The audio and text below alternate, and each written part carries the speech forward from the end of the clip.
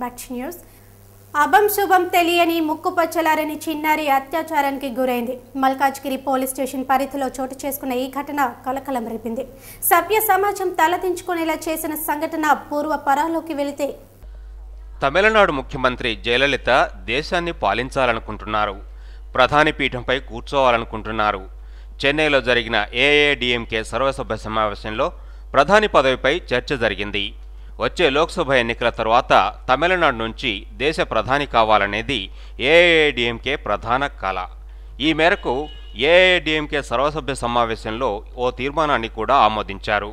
ప్రధాని పదవికి పరోక్షంగా ఏఐఏడీఎంకే నేతలు జయలలిత పేరును ప్రతిపాదిస్తున్నారు. బీజేపీ ప్రధాని అభ్యర్థిగా గుజరాత్ సీఎం మోడీ, పంజాబ్కు చెందిన ప్రధాని మన్మోహన్ సింగ్ ప్రధానిగా ఉన్న తరుణంలో దేశాన్ని పాలించేందుకు తమిళనాడుకు ఎందుకు అవకాశం ఇవ్వకూడదు అనే ఆలోచనలో ఏఐఏడీఎంకే నేతలు ప్రశ్నిస్తున్నారు.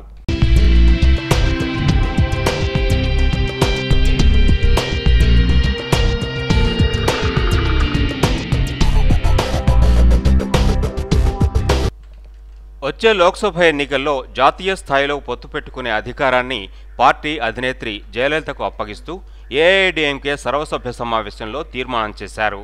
2014 ఎన్నికల్లో రాష్ట్రంలోని 39 లోక్సభ స్థానాలను గెలుచుకోవడం ద్వారా కరుణానిధి నేతృత్వంలోని డీఎంకేకు గుణపాఠం చెప్పాలని పార్టీ సమావేశంలో నిర్ణయించారు.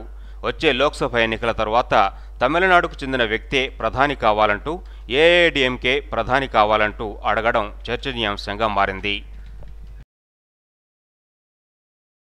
రాష్ట్ర మంత్రి శ్రీధర్ బాబుపై హైకోర్టులో పిటిషన్ దాఖలైంది. తన భర్త గడ్డం శ్రీనివాస్ను మంత్రి ప్రోద్బలంతోనే కరీంనగర్ పోలీసులు అక్రమంగా నిర్బంధించారంటూ ఆయన భార్య స్వరూప సదరు పిటిషన్లో ఫిర్యాదు చేసింది. ఈ ఘటనపై సిబిఐ లేదా మెజిస్టీరియల్ విచారణకు ఆదేశించాలని ఆమె న్యాయస్థానాన్ని కోరింది. Telangana student joint action committee అధ్యక్షుడైన తన భర్త శ్రీరామ్, మంత్రి శ్రీధర్ బాబు ఆయన అనుచరుల అవినీతి అక్రమాలతో కూడిన కథనాన్ని కరపత్రాల ద్వారా పంచినందుకు కరీంనగర్ గోదావరి ఖని పట్టణ పోలీసులు అక్రమంగా నిర్బంధించి తప్పుడు కేసులో ఇరికించారని, ఆయనకు ప్రాణహాని ఉందని స్వరూప ఆరోపించింది. ఇంగ్లాండ్ అండ్ ఫారిన్ లాంగ్వేజెస్ యూనివర్సిటీలో డిగ్రీ చేస్తోంది స్వరూప. ఈ నెల 9న కరీంనగర్ పోలీసులు ఇప్లు నుంచి తన భర్తను అక్రమంగా నిర్బంధించి మంత్రి శ్రీధర్ బాబుపైనే కరపత్రాలు వేస్తావా అంటూ ఈడ్చుకెళ్లారని వాపోయింది. తన భర్తను పోలీసులు మానసికంగా వేధించడంతో పాటు చిత్రహింసలకు గురి చేశారని, సదరు టార్చర్ విషయాన్ని మెజిస్ట్రేట్కు ఆయన ఇచ్చిన వాంగ్మూలంలో స్పష్టంగా ఉందని వివరించింది. పోలీసులు పెట్టిన చిత్రహింసల వల్ల తన భర్త ఆరోగ్యం పూర్తిగా క్షీణించిందని, దీనిపై వెంటనే తగిన ఆదేశాలు జారీ చేయాలని ఆమె న్యాయస్థానాన్ని ఆశ్రయించింది. ఈ పిటిషన్లో హోంశాఖ ముఖ్య కార్యదర్శి, కరీంనగర్ ఎస్పీ, డీజీపీ, మంత్రి శ్రీధర్ బాబు, సిబిఐ డైరెక్టర్ తదితరులను ప్రతివాదులుగా చేర్చారు. సమైక్య తెలంగాణ నినాదాలతో ప్రజాప్రతినిధులు పోరెత్తుతున్నారు. తమ లక్ష్య సాధన కోసం పార్టీలను సైతం పక్కన పెడుతున్నారు. దీంతో రాష్ట్ర రాజకీయాలు వేడెక్కాయి. ఈ పరిణామాలు పార్టీల చీఫ్లను కలవరానికి గురి చేస్తున్నాయి. రాష్ట్ర విభజన అంశం పార్టీలను నిట్ట నిలువునా చీల్చింది. పార్టీలకు అతీతంగా నేతలను కలుపుతోంది. ఎప్పుడూ పరస్పరం విమర్శించుకునే నాయకులు సైతం ప్రాంతీయవాదమే ముఖ్యంగా ముందుకు కదులుతున్నారు. అసెంబ్లీ వింటర్ సెషన్లో జెండాలను పక్కన పెట్టిన నేతలు తెలంగాణ సమైక్యవాదులుగా విడిపోయి ఉద్యమించారు. పార్టీ అధినేతలను పట్టించుకోకుండా ఎవరికి వారు తమ వాదనలు గట్టిగా వినిపించారు. విభజనకు వ్యతిరేకంగా పార్టీ అధినేత్రి సోనియాపైనే ఘాటైన విమర్శలు చేసిన మాజీ మంత్రి జేసీ సమైక్య గళం వినిపించారు. ఎవరైనా చేసినా సమైక్యవాదాన్ని వీడబోనని అన్నారు. కాంగ్రెస్కు ఎంతో సేవ చేశానన్న జేసీ ప్రస్తుత పరిస్థితుల్లో ఎటుపోవాలో తేల్చుకోలేకపోతున్నానని చెబుతున్నారు. అసెంబ్లీ ఇవాళ పూర్తిగా 2 భాగాలుగా విడిపోయింది. ఒకటి ఆంధ్రప్రదేశ్, ఒకటేమో తెలంగాణ అనేటువంటి మాట వినపడతా ఉంది. ఇది కేవలం ప్రజల యొక్క కోరికల పైన కాదు ఇది జరుగుతున్నటువంటిది. రాజకీయ నాయకులు వాళ్ళ స్వార్థం కోసం జరుగుతున్నటువంటిది తప్ప ఇది ప్రజల కోసం, ప్రజల అభ్యున్నతి కోసం, ప్రజల ఉన్నతి కోసం, ప్రజల కోసం జరగటంలా. అసెంబ్లీలో టీ బిల్లుపై తక్షణ చర్చకు పట్టుబట్టిన వారికి సభను అడ్డుకోవడం ద్వారా సమాధానం చెప్పామని మంత్రి శైలజానాథ్ అన్నారు. బిల్లుపై ఇంకా చర్చ ప్రారంభం కాలేదని చెప్పారు. విభజనపై అనేక అభ్యంతరాలు ఉన్నాయని అన్నారు. పక్కకు పెట్టి ఈ రాష్ట్ర ఐక్యతను కోరుకునే వారందరూ ఒక్క అంశం మీద కలిసి రావాలని నేను కోరుకుంటున్నాను. ఒక్క మాట మీద పనిచేయాలని కూడా నేను కోరుకుంటున్నాను. ఇక అసెంబ్లీ జరిగిన తీరుపై టీ కాంగ్రెస్ ఎంపీలు ఆందోళనలు వ్యక్తం చేశారు. రాష్ట్ర విభజనకు సీమాంధ్ర నాయకులు సహకరించాలని కేంద్ర మంత్రి బలరాం నాయక్ సూచించారు. టీ బిల్లును అడ్డుకునే కుట్రను సాగనివ్వమని ఆయన హెచ్చరించారు. అన్ని చదివి ఇంటలెక్చువల్స్ అందరూ కూర్చొని నిపుణులు అందరూ కూర్చొని పంపించిన తర్వాత అది కూడా తప్పు అనడం ఎంత మూర్ఖత్వమో అది వాళ్ళకి పబ్లిక్ చెప్పాలి. ఆ రోజుల్లో తెలంగాణ చేస్తే 1000 మంది చనిపోలే కాదు. కాబట్టి ఈ 1000 మంది చనిపోవడానికి కారణం కేవలం తెలుగుదేశం పార్టీ. కేంద్రం తన మనసులో తెలంగాణ ప్రకటించుకుందని ఎంపీ విజయశాంతి అన్నారు.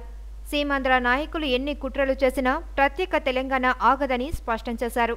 శాంతియుతంగా ఉన్న ప్రజలను రెచ్చగొట్టవద్దని రాములమ్మ హితవు పలికారు.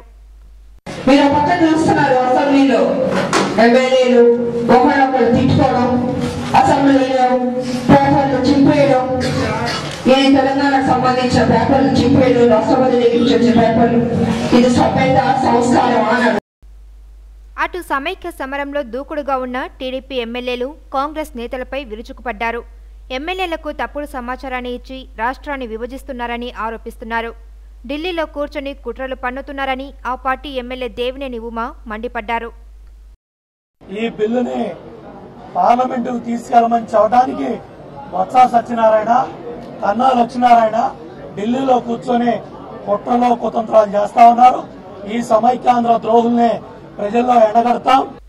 ఇక టీ బిల్లుపై చర్చ కోసం తీవ్రంగా పట్టుబట్టిన టీటీడీపీ ఎమ్మెల్యేలు సీమాంధ్ర నేతలతో పాటు టీఆర్ఎస్ చీఫ్ కేసీఆర్ పైన విమర్శలు గుప్పించారు. పార్టీని విలీనం చేయకపోవడం వల్లే విభజన ఆలస్యం అవుతుందన్న మోర్కుపల్లి ఈ డీల్ జరగకపోతే తెలంగాణ రాదని తేల్చి చెప్పారు. మాట మాటకు కేసీఆర్ ను గుర్తు చేస్తా ఉన్నారు. కారణం ఏంటని నేను అడుగుతా ఉన్నా. కాబట్టి వెంటనే మీరు ఢిల్లీకి వెళ్లి మీ ఒప్పందాన్ని అమలు చేసుకోవాల్సిన అవసరం ఉంది. లేదంటే మాత్రం 2014 వరకు కనుక తెలంగాణ రాకపోతే మరి ఏ రకమైన పరిస్థితుల్లో అర్థం చేసుకోవాలే బాధ్యత మాత్రం కేసీఆర్ ది, కాంగ్రెస్ పార్టీ సందర్భంగానే తెలియజేస్తారు. సమైక్యాంధ్రకు అనుకూలంగా శాసనసభలో తీర్మానం చేసేంత వరకు అసెంబ్లీని జరగబోనివ్వమని వైఎస్ఆర్ పార్టీ తేల్చి చెబుతోంది. సీఎం కిరణ్ సీమాంధ్ర ప్రజలను మభ్యపెడుతున్నారని విమర్శించారు ఎమ్మెల్యే భూమన్ కరుణాకర్ రెడ్డి. విభజన బిల్లు పూర్తిగా పాసు కావటానికి తన శాయశక్తుల కృషి చేస్తున్నటువంటి ముఖ్యమంత్రి కిరణ్ కుమార్ రెడ్డి విభజన ద్రోహిగా మారి సభ్య సమాజం అసహించ.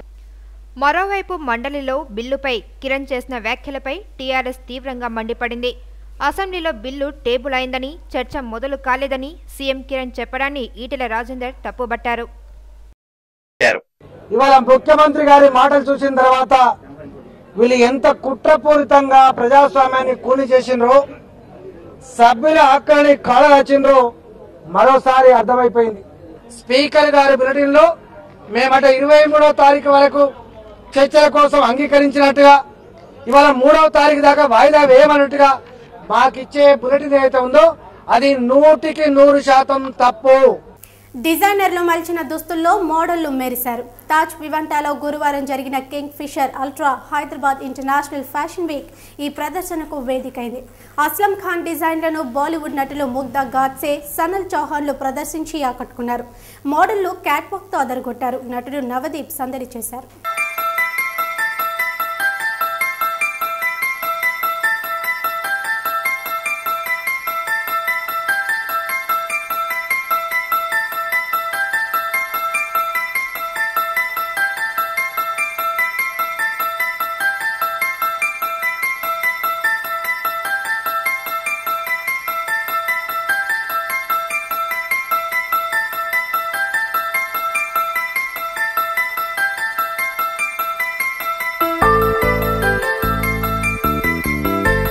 బులెటిన్ ముగించే ముందు హెడ్లైన్స్ మరోసారి.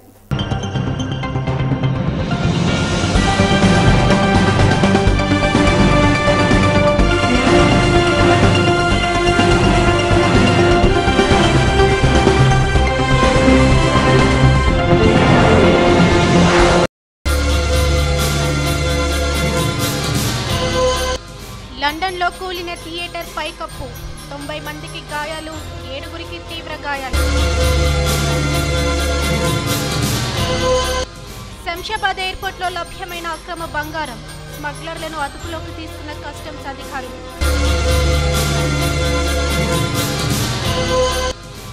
బాలికపై అత్యాచారం, పరారీలో నిందితుడు.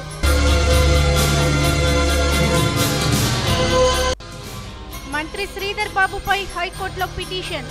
టీ స్టూడెంట్ జేఏసీ అధ్యక్షుడిని వేధించాడంటూ ఆరోపణ. ఇదేపటి ఏపీవ్యూ అప్డేట్స్. మరిన్ని అప్డేట్స్ కోసం స్టే ట్యూన్ టు ఎస్టీవీ. ప్రతి మాట విలువైనది, ప్రతి దృశ్యం అరుదైనది.